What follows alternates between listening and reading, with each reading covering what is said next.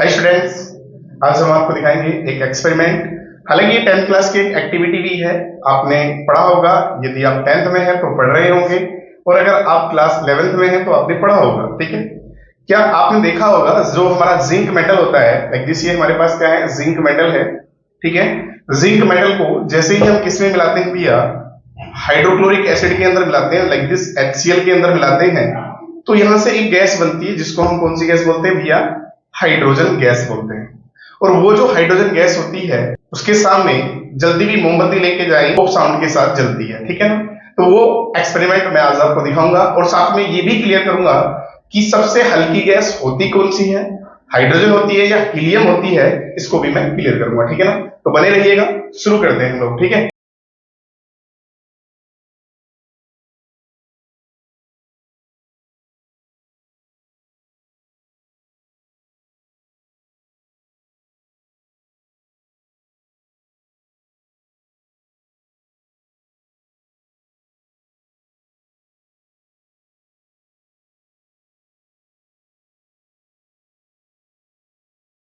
जाएंगे भैया, ये यहां पर एक शरब का पानी है, इसके अंदर हमें बबल्स बनते दिखाई दे रहे हैं।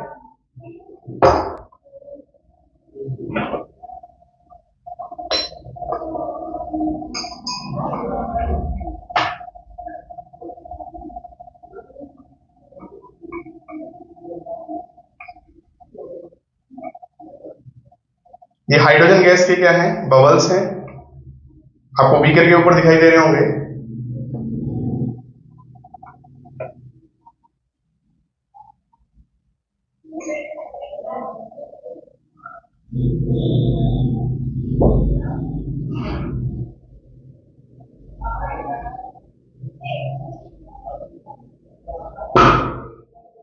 ठीक है,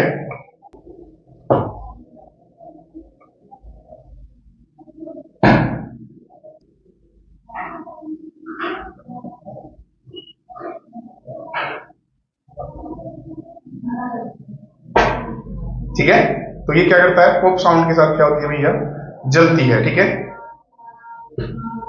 ओके, चलिए अब हम आपको एक चीज और दिखाते हैं कि ये गैस हल्की होती है या भारी होती है।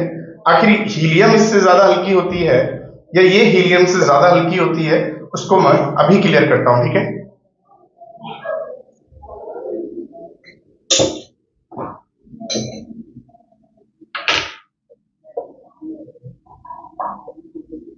चलिए हम लोग क्या करेंगे, इसमें HCl लेंगे थोड़ा सा,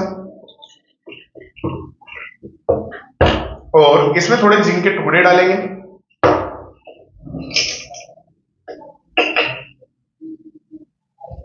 और इस पर एक बैलून फिट करेंगे हम लोग।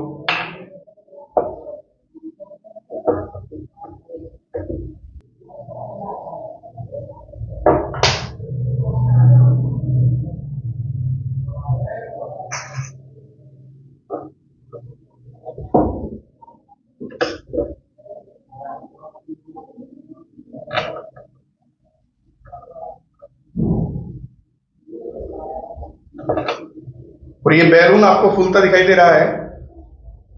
जो गुब्बारे बेचने वाला आता है, वो गैस के गुब्बारे जो आपको बेचता है, आप लोग सोचते होंगे कि वो उसमें हीलियम गैस भरता है, हीलियम गैस हल्की होने के कारण वो गुब्बारे उड़ जाते हैं।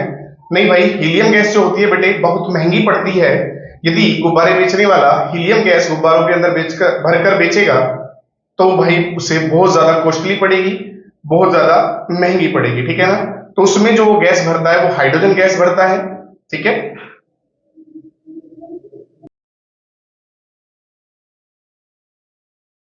चलिए मैं समझा देता हूं आपको कि वो हाइड्रोजन गैस या हीलियम गैस इस्तेमाल करता है कौन सी। लाइक दिस, हाइड्रोजन जो होती है बेटे हमारे पास, और हीलियम, यदि मैं हाइड्रोजन के परमाणु द्रव्यमान की बात करूं तो इसका परमाणु द्रव्यमान भी कितना होता है, एक। H2 अणु के अंदर 2 की मल्टीप्लाई करूं तो मेरा कितना आएगा भैया, 2 आएगा। कितना आएगा, 2 आएगा। बट हीलियम का परमाणु द्रव्यमान कितना होता है, 4। तो आप लोग कंपेयर कर सकते हैं, एक का परमाणु द्रव्यमान 2 है और एक का परमाणु द्रव्यमान 4 है, तो बताइए कौन सी ज्यादा भारी हुई। तो मैं कहूंगा ये हाइड्रोजन जो होगी हीलियम से क्या होगी, कंपेयर टू क्या होगी, हल्की होगी। बट मैंने अभी जलती हुई मोमबत्ती को जलाकर आपके सामने दिखाया कि जो मेरी हाइड्रोजन होती है वो कैसी होती है भैया, रिएक्टिव होती है, लेकिन हीलियम जो होती है ये कैसी होती है, एक्रियशील गैस होती है। हीलियम से हल्की हाइड्रोजन होती है बट क्रियाशील होती है। पहले हाइड्रोजन का ही इस्तेमाल किया जाता था, लेकिन अब हीलियम का इस्तेमाल किया जाता है, क्योंकि हाइड्रोजन के बाद दूसरी गैस हल्की आती है हीलियम। लेकिन हीलियम एक्रियशील होने के कारण इसका इस्तेमाल किसमें, वायुयान टायर में, ठीक है, या फिर अन्य उपयोगों में किया जाता है हल्की होने पर। लेकिन इसके रिएक्टिव होने की वजह से इसका इस्तेमाल नहीं किया जाता, क्योंकि घर्षण के कारण क्या हो जाती थी, ये रिएक्ट कर जाती थी। ओके, समझ में आया आपको? तो आज से याद रखेंगे, हालांकि एक्रियशील हल्की गैस हीलियम होती है, जबकि हाइड्रोजन क्या होती है, क्रियाशील सबसे हल्की गैस होती है। चलिए मैं आपको दिखाता हूं।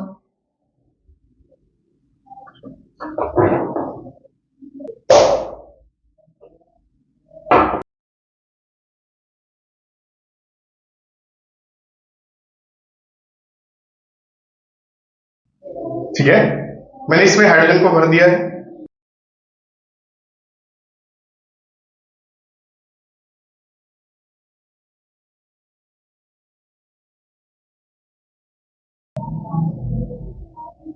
चलिए मैं आपको दिखाता हूं।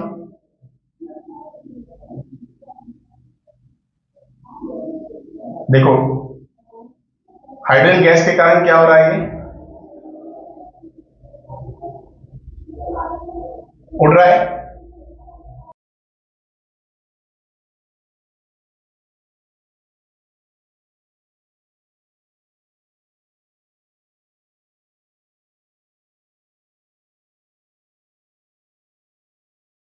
चलिए तो भाई आज के लिए इतना ही। तो मैंने आपको बताया हाइड्रोजन और हीलियम के बारे में, ठीक है। तो आज आपका संशय क्लियर हो गया होगा कि सबसे गैस हल्की जो होती है वो हाइड्रोजन होती है या हीलियम। आज के लिए इतना ही, मिलते हैं फिर नेक्स्ट वीडियो में। वीडियो अच्छी लगे तो लाइक करना, शेयर करना और चैनल को सब्सक्राइब करना।